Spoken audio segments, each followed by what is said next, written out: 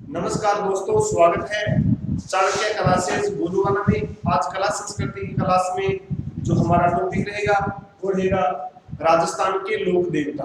राजस्थान के प्रमुख लोक देवता या राजस्थान के लोक देवता। तो राजस्थान के लोक देवता, पहले लोक देवता में से भी राजस्थान में जो लोक देवता है उनमें से 5 पीरों की सूची में राजस्थान से कौन कौन से लोक देवता शामिल है। 5 पीर कौन कौन से? 5 पीर।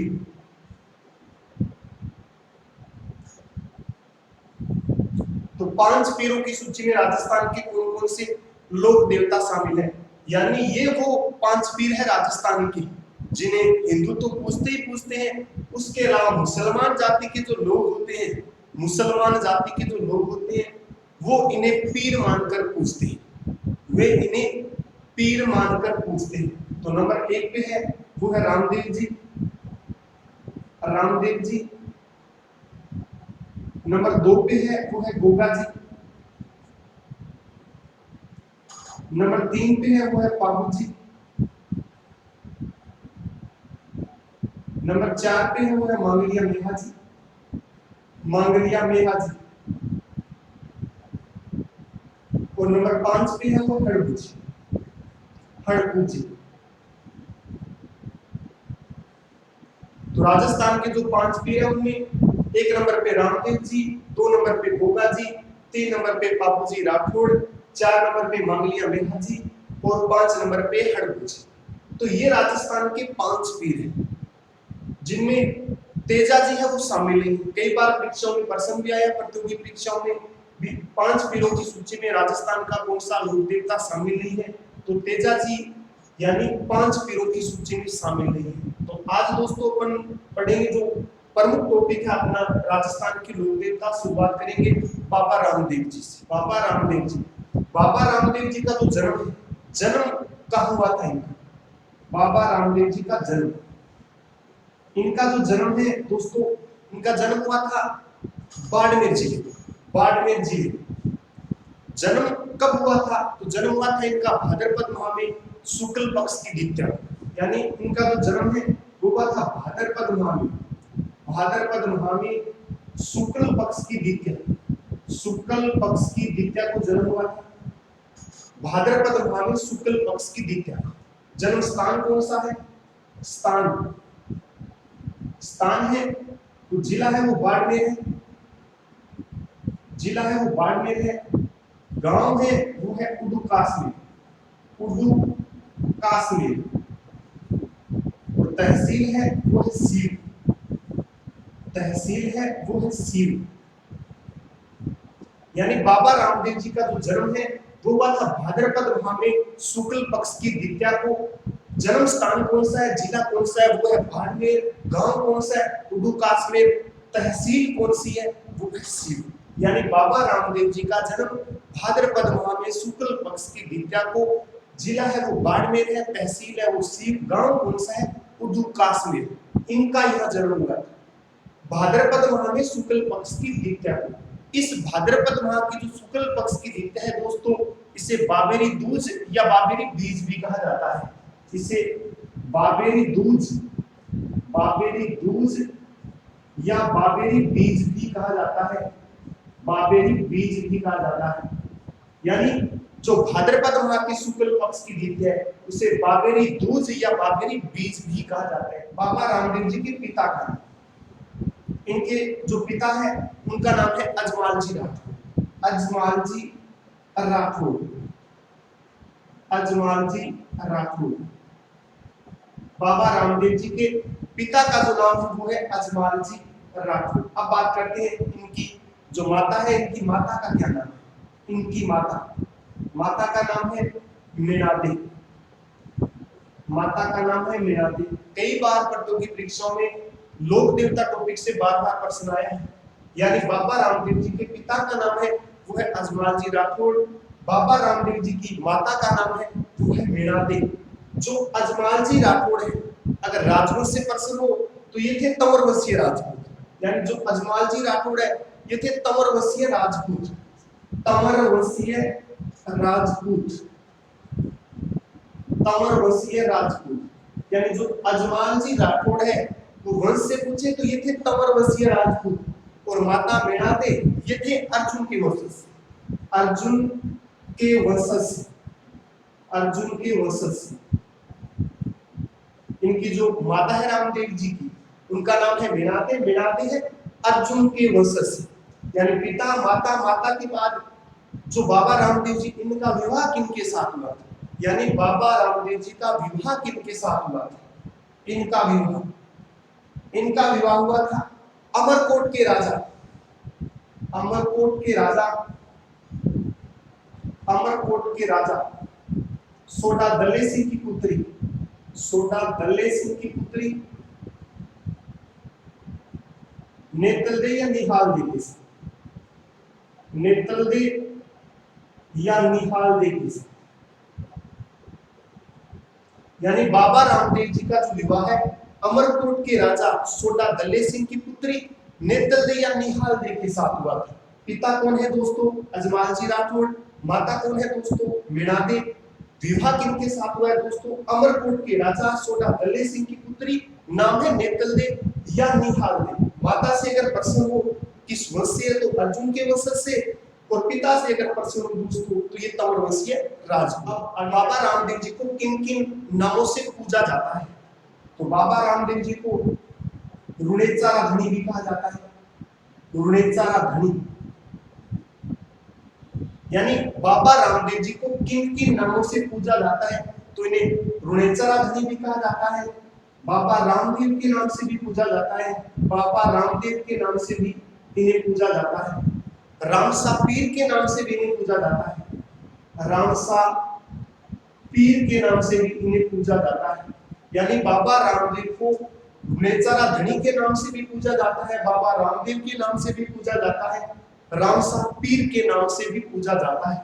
एक प्रश्न बाबा रामदेव जी से, यानी अगर हिंदू पूजे इनको तो भगवान कृष्ण का अवतार मानकर पूजेंगे, अगर हिंदू पूजे बाबा रामदेव जी को तो भगवान कृष्ण का अवतार मानकर पूजते हैं, भगवान श्री कृष्ण का अवतार मानकर पूजते हैं।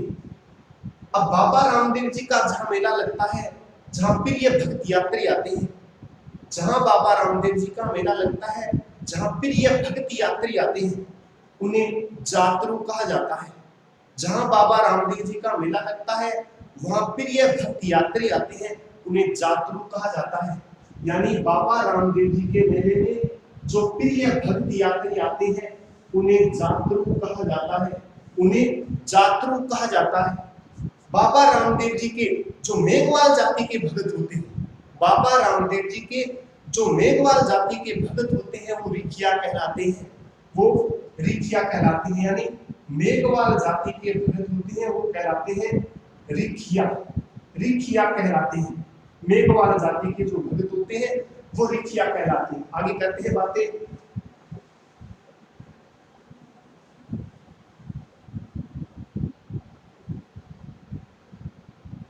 अब बाबा रामदेव जी के जो वंशज होते हैं, यानी बाबा रामदेव जी के जो वंशज होते हैं वो मृतक व्यक्ति को दफनाते हैं। बाबा रामदेव जी के जो वंशज होते हैं वो मृतक व्यक्ति को दफनाते हैं, मृतक व्यक्ति को दफनाते हैं, मृतक व्यक्ति को दफनाते हैं। बाबा रामदेव जी के एक भाई भी था जिनका नाम था बीरमदेव, यानी बाबा रामदेव जी के एक भाई भी था जिनका नाम था बीरमदेव, भाई का नाम है बीरमदेव, बीरमदेव। यानी बाबा रामदेव जी के एक भाई भी था जिनका नाम था बीरमदेव। बाबा रामदेव जी की एक सगी बहन भी थी और एक मेघवाल जाति की कन्या भी थी, डालीबाई, जिसे रामदेव जी ने अपनी धर्म बहन बनाया था। यानी इनकी एक सगी बहन भी थी और एक मेघवाल जाति की कन्या भी थी जिन्हें बाबा रामदेव जी ने धर्म बहन बनाया था या बनाया था। तो सगी बहन का नाम है सुगुणा बाई, सगी बहन है वो है सुगुणा बाई, सुगुणा बाई।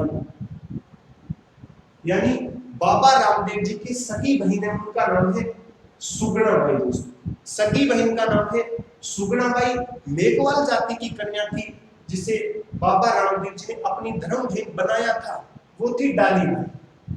मेघवाल जाति की जो कन्या थी उनका नाम है डाली बाई। डाली बाई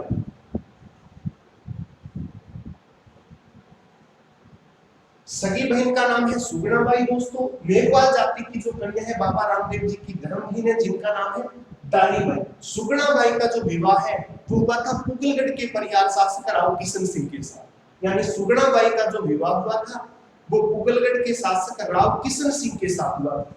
यानी सुगुणा बाई का जो विवाह है वो हुआ था राव किशन सिंह के साथ। राव किशन सिंह के साथ सुगुणा बाई का विवाह। जो रामदेव जी की सगी बहन है सुगुणा बाई का विवाह हुआ है राव किशन सिंह के साथ। मेघवाल जाति की जो कन्या है डाली बाई ने रामदेव जी से आज्ञा लेकर एक दिन पहले जल समाधि ली थी। वो स्थान है राम सरोवर की पाल। यानी डाली बाई ने रामदेव जी से आज्ञा लेकर एक दिन पहले जल समाधि ली थी। वो स्थान है राम सरोवर की पाल। राम सरोवर की पाल। तो राम सरोवर की पाल है रुणेचा पोकरण जैसलमेर। रुणेचा पोकरण जैसलमेर। राम सरोवर की जो पाल है वो कहाँ है? रुणेचा पोकरण जैसलमेर में। यही बाबा रामदेव जी का प्रसिद्ध मेला लगता है राजस्थान में। इसी स्थान पे बाबा रामदेव जी का प्रसिद्ध मेला लगता है। बाबा रामदेव जी का जो जन्म हुआ था वो भाद्रपद माह के शुक्ल पक्ष में हुआ था। तो यहाँ जो मेला लगता है यानी रुणेचा पोकरण जैसलमेर में यहाँ जो मेला लगता है वो लगता है भाद्रपद माह में शुक्ल पक्ष की दूज से लेकर 11 तक। यानी इसी स्थान पे मेला लगता है भाद्रपद माह में शुक्ल पक्ष की दूज से लेकर 11 तक। रामदेव जी राजस्थान के एकमात्र ऐसे लोक देवता थे जो एक कवि भी थे। रामदेव जी राजस्थान के एकमात्र ऐसे लोक देवता थे जो एक कवि भी थे जिनकी प्रसिद्ध रचना थी वो थी 24 वाणियां। यानी इनकी जो प्रसिद्ध रचना थी वो थी 24 वाणियां। 24 वाणियां इनकी जो प्रसिद्ध रचना थी वो थी 24 वाणियां। रामदेव जी एकमात्र ऐसे लोक देवता थे जो एक कवि भी थी और इनकी जो प्रसिद्ध रचना थी वो थी 24 वाणियां। रामदेव जी ने एक पंथ भी चलाया था जिनका नाम था कामड़िया पंथ। यानी बाबा रामदेव के द्वारा एक पंथ चलाया गया था जिस पंथ का नाम था कामड़िया पंथ। यानी कामड़िया पंथ रामदेव जी के द्वारा शुरू किया गया था। कामड़िया पंथ। कामड़िया पंथ बाबा रामदेव जी के द्वारा ही शुरू किया गया था। इसके अलावा बाबा रामदेव जी के जो समकालीन थे यानी जिस समय बाबा रामदेव का जन्म हुआ था उस समय इनके जो समकालीन थे वो हड़भुजी थे। हड़भुजी और मल्लीनाथ जी बाबा रामदेव जी के समकालीन थे। यानी बाबा रामदेव जी के जो समकालीन थे वो हड़भुजी भी थे और उसके अलावा मल्लीनाथ जी भी इनके समकालीन थे। बाबा रामदेव के प्रमुख मेले कहाँ लगते हैं राजस्थान में? इसके अलावा इनके जो प्रमुख मंदिर है वो कहाँ है? तो प्रमुख मंदिरों में जो सबसे महत्वपूर्ण है वो है रुणेचा पोकरण। रुणेचा पोकरण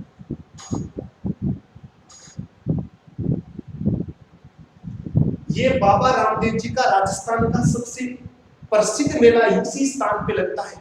यानी रुणेचा पोकरण जैसलमेर में बाबा रामदेव जी का प्रसिद्ध मेला इसी स्थान पे आयोजित होता है। रुणेचा पोकरण जैसलमेर में ये मेला भाद्रपद माह में शुक्ल पक्ष की दूज से लेकर 11 तक आयोजित होता है। भाद्रपद माह में शुक्ल पक्ष की दूज से लेकर 11 तक आयोजित होता है। इस मेले का एक आकर्षक नृत्य है जो अत्यंत प्रसिद्ध है। दोस्तों कई बार परीक्षाओं में नाम आया है। इस मेले का एक आकर्षक नृत्य है जो अत्यंत प्रसिद्ध है और वो नृत्य है तेहरा ताली नृत्य। तेहरा ताली नृत्य। तेरह ताली नृत्य यानी बाबा रामदेव जी के मेले का एक प्रसिद्ध नृत्य है जिसका नाम है तेरह ताली नृत्य। इस नृत्य के दौरान कामड़ जाति की महिलाएं भाग लेती है। दोस्तों इस नृत्य के दौरान कामड़ जाति की महिलाएं भाग लेती है। कामड़ जाति की महिलाएं भाग लेती हैं। इस नृत्य के दौरान महिलाओं द्वारा दाएं पैर पे 9 मंजीरे पहने जाते हैं, दाएं पैर पे 9 मंजीरे 2 कोहनियों पे पहने जाते हैं और 2 हाथों में रखे जाते हैं। दाएं पैर पे 9 मंजीरे 2 हाथों पे और 2 कोहनियों पे। तो 13 ताली नृत्य है। जो प्रसिद्ध नृत्य कहाँ का है? बाबा रामदेव जी का जहां मेला लगता है, स्थान कौन सा है? रुणेचा पोखरण जैसलमेर। यह मेला राजस्थान का सांप्रदायिक सद्भाव का सबसे बड़ा मेला है। यह मेला राजस्थान का सांप्रदायिक सद्भाव का सबसे बड़ा मेला है। राजस्थान में बाबा रामदेव जी को सांप्रदायिक सद्भाव का लोक देवता भी कहा जाता है। सांप्रदायिक सद्भाव का लोक देवता बाबा रामदेव जी को कहा जाता है। सांप्रदायिक सद्भाव का जो लोक देवता है वो बाबा रामदेव जी को कहा जाता है। इसके अलावा जो इनका प्रमुख मंदिर है वो है सुरता खेड़ा। सुरता खेड़ा, सुरता खेड़ा पड़ता है चित्तौड़। सुरता खेड़ा जो स्थान है जहां पे बाबा रामदेव जी का प्रमुख मंदिर है, ये पड़ता है चित्तौड़ में। उसके अलावा एक स्थान है अधरशिला। अधरशिला, अधरशिला पड़ता है जोधपुर। अधरशिला पड़ता है जोधपुर। उसके अलावा बिराटिया, बिराटिया ये पड़ता है अजमेर व पाली। अजमेर व पाली, बिराटिया अजमेर व पाली। रुणेचा पोखरण जैसलमेर हो गया एक मेला। दूसरा मेला हो गया सुरता खेड़ा चित्तौड़। तीसरा मेला हो गया अधरशिला जोधपुर। चौथा मेला हो गया बिराटिया अजमेर व पाली। उसके अलावा एक स्थान है मसूरिया, ये पड़ता है जोधपुर में। मसूरिया ये पड़ता है जोधपुर में। यहाँ भी एक प्रसिद्ध मेला लगता है रामदेव जी, मसूरिया जोधपुर में। उसके अलावा एक स्थान है छोटा रामदेवरा। छोटा रामदेवरा ये पड़ता है गुजरात में। छोटा रामदेवरा ये पड़ता है गुजरात। यानी बाबा रामदेव जी के प्रमुख मेले रुणेचा पोखरण जैसलमेर 1 नंबर हुआ, 2 नंबर हुआ सुरता खेड़ा चित्तौड़, 3 नंबर पे हुआ अधरशिला जोधपुर, 4 नंबर पे हुआ बिराटिया अजमेर व पाली, मसूरिया हुआ 5 नंबर पे, ये हुआ जोधपुर। उसके अलावा छोटा रामदेवरा ये पड़ता है गुजरात। रामदेव जी के प्रतीक चिन्ह के रूप में पगलियों का पूजन होता है। यानी इस लोक देवता के प्रतीक चिन्ह के रूप में पगलियों का पूजन होता है। प्रतीक चिन्ह के रूप में पगलियों का पूजन होता है। यानी बाबा रामदेव जी के प्रतीक चिन्ह के रूप में पगलियों का पूजन होता है। इसके अलावा बाबा रामदेव जी का जो शासनकाल या बाबा रामदेव जी का जो समय है, उस समय में इन्होंने भैरव राक्षस का वध किया था। भैरव राक्षस का वध किया था और पोखरण क्षेत्र के जो लोग थे उनको भैरव राक्षस के अंतक से छुटकारा दिलाया था। दोस्त, भैरव राक्षस के अंतक से छुटकारा दिलाया था बाबा रामदेव जी। इसके अलावा लक्खी बंजारा और रत्ना जो रायका है उनका संबंध भी बाबा रामदेव जी से रहा है। लक्खी बंजारा और रत्ना रायका का जो संबंध है वो भी बाबा रामदेव जी से रहा है।